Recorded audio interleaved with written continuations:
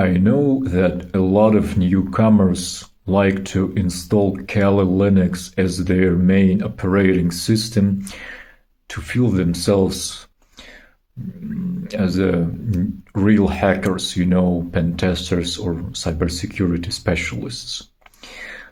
But this operating system is too specific to be generic, First of all, the best practice is to use it via hypervisors, like VirtualBox, VMware, and so on.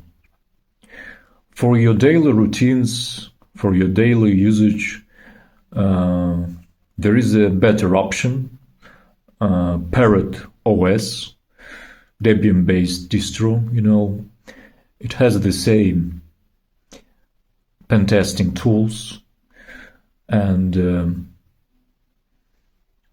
it's better for your daily goals and tasks. A piece of advice, See you later.